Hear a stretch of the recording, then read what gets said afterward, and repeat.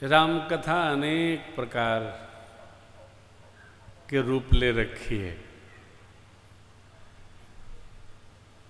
इतने प्रकार की कथा हो गई है राम जी की, इतना तो कभी गोस्वामी तुलसीदास जी महर्षि वाल्मीकि बाबा भी न सोचे हुए हैं। इतने प्रकार हो गए, नाना भांति राम कथाकारा, अंधाधुंध दरबार मचा है। लेकिन देखिए श्री रामचरितमानस जी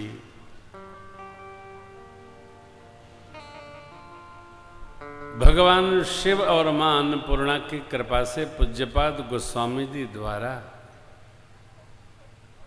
रचा गया। बाबा ने इसका उद्घोष किया है। वर्णानाम अर्थ संघानाम रसानाम छंदसाम अपि से लेकर दह्यन्ति नो मानवा उत्तर कांड के अंतिम चरण तक केवल रामचरित्र है। कई लोगों का प्रश्न होता है, शत्रुघ्न जी के बारे में नहीं लिखा, लक्ष्मण जी का चरित्र नहीं लिखा, अरे श्रुतकीर्त मैया के बारे में तो गोस्वामी जी ने कुछ नहीं लिखा, मांडवी जी के बारे में चर्चा नहीं है। अरे भैया, इसका नाम है श्री रामचरितमानस। व्यक्ति का व्यक्तित्व वही है कि जिसके बारे में पूछा जाए उसी बारे में वो कहे। अनेक बारे में न कहे। पूछा गया प्रश्न कहां से है, तो मैथमेटिक्स का मैं तो उत्तर बीज गणित से नहीं, ट्रिग्नोमेट्री से नहीं, उसको उसी पुस्तिका से हल होना चाहिए। इतिहास में इतिहास की बात हो, भूगोल में भूगोल की बात हो, अन्यथा बात का अर्थ यह है कि हमारा जो विषय है उसका हमको बोध नहीं।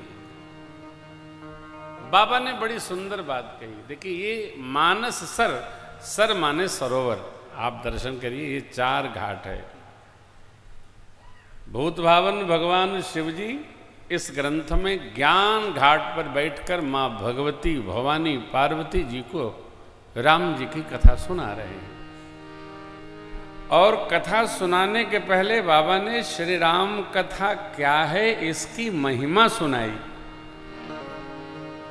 हर ग्रंथ में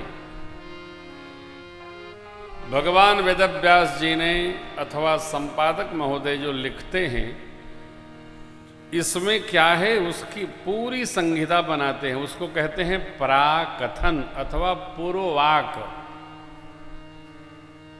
आगे पढ़ना बाद में है, पहले जो पूर्ववाक है इस ग्रंथ में क्या है इसको पढ़ा जाए। तो ग्रंथ के अध्याय में, सर्ग में, दोहा में, चौपाई में, सोरठा में, श्लोक में, छंद में क्या क्या कहा गया पूर्व वाक्य में उपस्थित होता है। इसी को कहते हैं महिमा। जो जैसा होता है वैसा उसको भाव समझ में आता है। काकभूषुंडी जी नीलगिरी पर्वत पर बैठकर पक्षी गणों को कथा श्रवण करा रहे हैं। काकभूषुंडी जी भक्त हैं, इसलिए गोस्वामी जी ने इस घाट का नाम कहा भक्ति घाट। ये यहां है। याज्ञवल्क्य जी महाराज भरद्वाज महाराज के प्रश्न पूछने पर तीर्थराज प्रयाग में श्री राम जी की कथा सुना रहे हैं। दोनों महापुरुष, एक परमार्थ तत्ववेत्ता हैं और एक याज्ञवल्क्य ऋषि कर्मकांडी महापुरुष हैं। इस घाट का नाम है कर्मकांड घाट। पूज्यपाद गोस्वामी जी महाराज मन को सर्वकाल भगवान में रमने के लिए आज्ञा करते हैं। इसमें रम। इस घाट का नाम है शरणागति घाट, जो काशी जी के 80 तट पर है। तो गोस्वामी जी 80 घाट पर बैठकर शरणागति पीठ से राम जी की कथा सुना रहे हैं, गा रहे हैं। यह 4 घाट इसमें हैं। किसमें? श्री रामचरितमानस जी में, इसमें 7 कांड है। महापुरुषों के 2 चिंतन है। हर कांड या तो चरित्र प्रधान है अथवा स्थान प्रधान है। आप दर्शन करेंगे आगे के दिनों में। बाल कांड में भगवान के विवाह तक की कथा है। अयोध्या कांड में तपश्चर्या की कथा है। अरण्य कांड में वन की रणांगण लीला है। किष्किंधा कांड में सहकार लीला है। क्यों? हम जब घर छोड़कर तप में लगते हैं तो हमको अपने सहयोगी बनाने होते हैं। किष्किंधा कांड, सुंदर कांड श्री हनुमान जी का पावन चरित्र है। पूज्यपाद गोस्वामी जी का हनुमान जी से सहज संबंध है, सद्गुरु भाव का, और ये मेरे श्री सीताराम जी को अतिशय प्रिय है। इसलिए सुंदर कांड के पाठ करने का बड़ा प्रतिफल महात्माओं ने कहा है। आप में से बैठे आधे लोग तो सुंदर कांड पाठ करते ही होंगे, समझते भी होंगे, गुनगुनाते भी होंगे। आगे के कांड का नाम है लंका कांड, जिसको युद्ध कांड कहते हैं।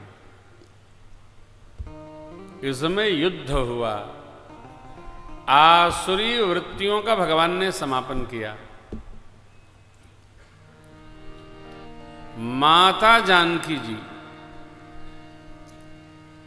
प्रतिबिंब स्वरूप में लंका में पधारी हैं, सत्य स्वरूप में नहीं पधारी है। यहां एक सिद्धांत है, सत्य स्वरूप को बड़ा संभाल के रखा जाता है, मौन रहा जाता है, प्रचारित नहीं किया जाता है।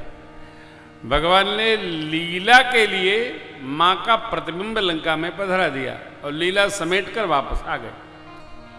उत्तरकांड के पावन प्रसंगों में जीवन से जुड़े अनेक प्रश्नों के उत्तर हैं, जो हम सूक्ष्म स्वरूप में आपके साथ चर्चा करेंगे।